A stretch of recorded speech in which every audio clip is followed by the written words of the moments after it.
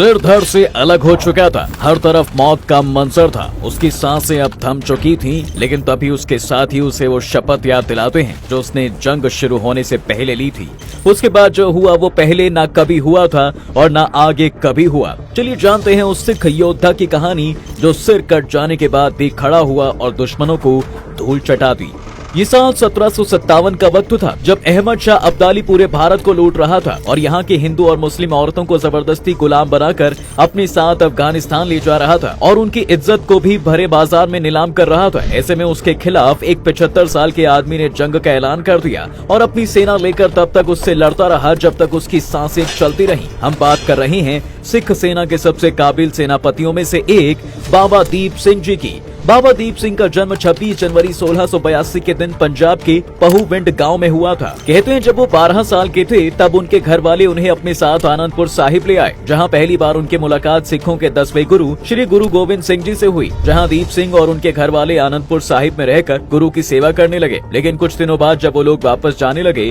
तब गुरु गोविंद सिंह जी ने दीप को अपने पास ही रख लिया और उन्हें सिख दर्शन और गुरु ग्रंथ साहिब का ज्ञान देने लगे। साथ ही उन्होंने दीप सिंह को तलवारबाजी और घुड़सवारी भी सिखाई और जब वो 18 साल के हुए तब बैसाखी के मौके पर अमृत चखा और शपथ ली। इसके बाद वो उनके कहने पर वापस अपने गांव आ गए। लेकिन एक दिन उनके पास गुरु का एक सेवक आता है और उन्हें बताता है कि गुरु गोविंद सिंह आनंदपुर साहिब का किला छोड़कर हिंदू पहाड़ी के राजाओं से युद्ध करने के लिए निकल पड़े हैं और युद्ध के चलते उनकी गुरुजी की माँ माता गुजरी और उनके 4 बेटे उनसे अलग हो गए हैं। ये खबर सुनते ही बाबा दीप सिंह फौरन गुरु गोविंद सिंह से मिलने के लिए निकल पड़े और कई दिनों के तलाश के बाद जब उनकी मुलाकात गुरु गोविंद सिंह से हुई तब उन्हें पता चला कि उनके 2 बेटे अजीत सिंह और जुझार सिंह चमकौर की लड़ाई में मुगलों से लड़ते हुए शहीद हो गए, जबकि उनके दोनों छोटे बेटे जोरावर सिंह और फतेह सिंह को मुगल सेनापति वजीर खान ने जिंदा दीवार में चुनवा दिया है। इसके बाद बाबा दीप सिंह गुरु के आदेश पर वापस अपने गाँव आ गए और अपनी सेना बनाने लगे। और जब 1755 में अहमद शाह अब्दाली के सेनापति जहान खान ने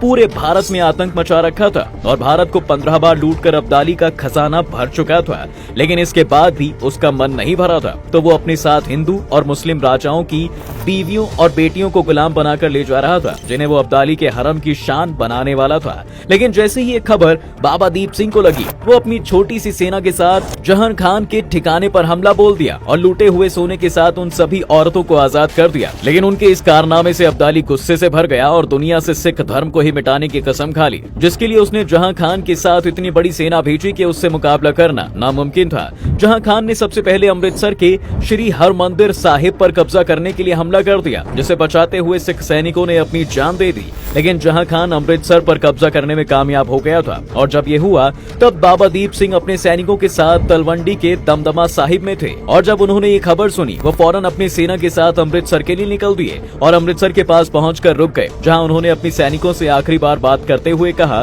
कि जिसे वापस जाना हो वो यहीं से लौट जाए, क्योंकि इसके आगे सिर्फ मौत ही है और वही इस सिख को पार करेगा जो पंथ की राह में शीश कुर्बान करने के लिए तैयार है। साथ ही उन्होंने गुरु का नाम लेकर ये कसम खाई कि वो किसी भी हाल में श्री हरमंदिर साहिब को जहां खान से आजाद करवा लेंगे। कहते हैं कि उनके इस ऐलान के बाद सैकड़ों सिख जंग में मारने मरने के लिए तैयार हो गए थे और जंग शुरू होती है। बाबा दीप सिंह खुद 15 किलो की तलवार लेकर दुश्मनों को गाजर मूली की तरह काटने लगे, लेकिन इस दौरान उनके सामने मुगल कमांडर जमाल खान आ गए और तब दोनों के बीच बहुत देर तक जंग चली और 75 साल के होने के बाद भी बाबा दीप सिंह 50 साल के जमाल खान पर भारी पड़ रहे थे। इस बीच दोनों ने पूरी ताकत से तलवार एक दूसरे की गर्दन की तरफ घुमाई और एक झटके में ही दोनों ने एक दूसरे के सिर धड़ से अलग कर दिए। ये सब होता देख एक सिख सैनिक ने चिल्लाते हुए बाबा दीप सिंह को गुरु के नाम पर खाई उनकी कसम याद दिलाई। कहा जाता है कि उस सिख सैनिक के ये कहते ही बाबा दीप सिंह अपना कटा हुआ सर अपने हाथ में लेकर खड़े हो गए और अपनी 15 किलो की तलवार लेकर